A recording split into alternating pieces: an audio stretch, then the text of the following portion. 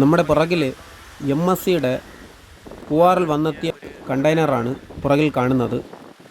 ഇന്നലെ വൈകുന്നേരം 4 മണിക്ക് പൂവാർ കല്ലുമുക്ക് ഭാഗത്ത് വന്നെത്തിയ ഒരു കണ്ടെയ്നറാണ്. നല്ലവരായ നാട്ടുകാർ ആ കണ്ടെയ്നറിൽ തിര അടിച്ച് നശിപ്പിക്കാതിരിക്കാൻ കയറുകൊണ്ട് 2 തെങ്ങുകളിലായി കെട്ടി ഇരിക്കുന്ന കാഴ്ചയാണ് ഈ കാണുവാൻ കഴിയുന്നത്. അതെ, ഈ തെങ്ങിൽ കെട്ടിയിരിക്കുന്ന കയറ് കണ്ടെയ്നറിൻ്റെ അടുത്തേക്കാണ് പോകുന്നത്. അപ്പോൾ കണ്ടെയ്നറിൽ അത് ബന്ധിച്ചിരിക്കുകയാണ്. കണ്ടെയ്നർ ഇനി മറ്റൊരു വശത്തേക്ക് ഇത് മൂവ് ചെയ്ത് പോവാതിരിക്കാനായിട്ട് കയറുകൊണ്ട് ഇതിവിടെ ബന്ധിച്ചിരിക്കുകയാണ്.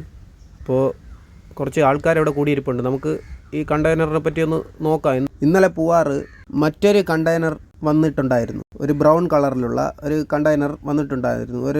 അതിൻ്റെ വീഡിയോ കൂടെ ഞാൻ ഈ വീഡിയോയുടെ കൂടെ ആഡ് ചെയ്യുന്നതായിരിക്കും. അതുകൂടെ കൂട്ടുകാർ ഒന്ന് കണ്ടു നോക്കണം.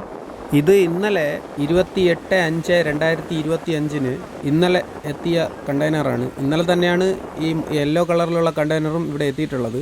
ഇത് ഇന്ന് രാവിലെ വന്ന് ഞാൻ പൂവാറ് കല്ലുമുക്കുന്ന ഭാഗത്ത് വന്ന് എടുക്കുന്ന വീഡിയോ ആണ്.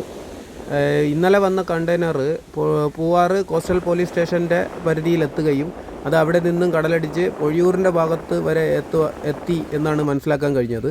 അപ്പോൾ അത് ആൾക്കാരെ അവിടെ കെട്ടിയിട്ടിരുന്നത് കാരണം തിര വേലി കയറ്റ സമയത്ത് അടിച്ച് മുകളിലോട്ട് കയറ്റുകയും അത് നശിപ്പിക്കാതിരിക്കുകയും ചെയ്തു.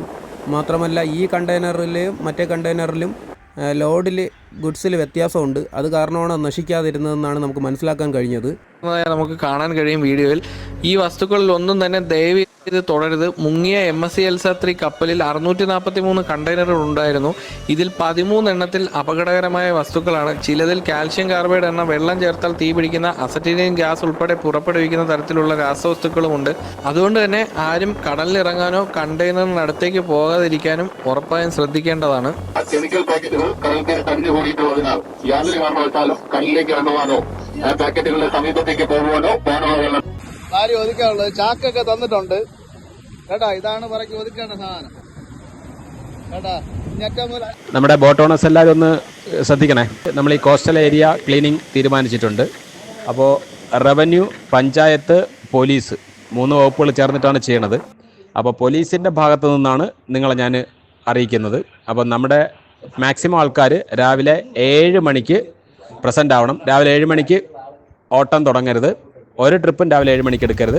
നമുക്കൊരു 8-9 മണിക്കുള്ളിൽ കഴിയും. അതിനുശേഷം മാത്രമേ നിങ്ങൾ ട്രിപ്പ് എടുക്കാൻ പാടുള്ളൂ.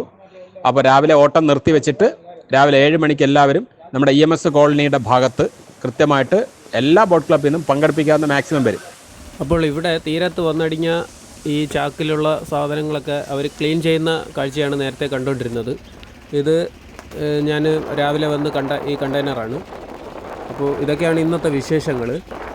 പൂവാറിൽ ഇത് സുരക്ഷിതമായ സ്ഥാനത്തോട്ട് മാറ്റുവാൻ വേണ്ടിയിട്ട് ഗവൺമെൻറ് നിശ്ചയിച്ച രീതിയിൽ ഇവിടെ കുറച്ച് JCB അങ്ങനത്തെ യന്ത്രങ്ങളൊക്കെ വന്നിട്ടുണ്ട്.